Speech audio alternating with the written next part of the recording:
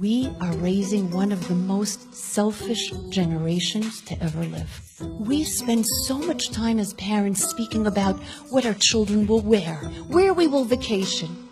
How often do mother and father sit down and say, what are we going to do about our daughter's character? What are we going to do about our son who seems to be jealous? We have a window, and that window is very small. And once children get older, they stop listening as well. They stop seeing as well because they think that they know better. The foundation of every home, just as there's a physical foundation, there must be a spiritual foundation. In Judaism, we say, hakaras hatov, an attitude of gratitude. To raise children with appreciation for who is in their life, for what they have, for every moment, for the time that we have together. Why do you think it is so difficult for children today to have this attitude of gratitude? Why is it that nothing is ever good enough? We live in a disposable society. You lose a sweatshirt, stop crying, we will get another one. Did you ever go to a school at the end of the year and see the lost and found? Baseball caps, sweatshirts, jackets. You could clothe a village, and nobody comes back to claim it.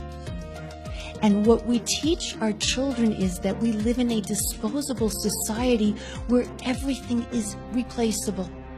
And when everything is replaceable, we stop appreciating what we have. And after a while, not only things are replaceable, but people become replaceable. And we stop cherishing and appreciating the people in our lives because nothing has value anymore. How many children say thank you? Did you ever fly with children on a plane? How many children say thank you when they're served a drink, a snack? And if I don't teach it to this child, they will just grow more and more entitled and arrogant. Now, how do we begin to do that? We all know the story of Moses.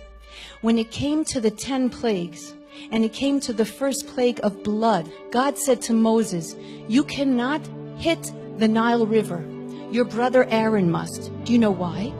Because when you were a baby, Moses, you were in a basket, and the basket was placed in the river, and the river saved your life. So you cannot hit the river because you must have an attitude of gratitude. Does the river feel? The river knows the difference if Moses hits or not. God was not concerned with the feelings of the river. God was concerned with the character of Moses. You must learn this attitude of gratitude.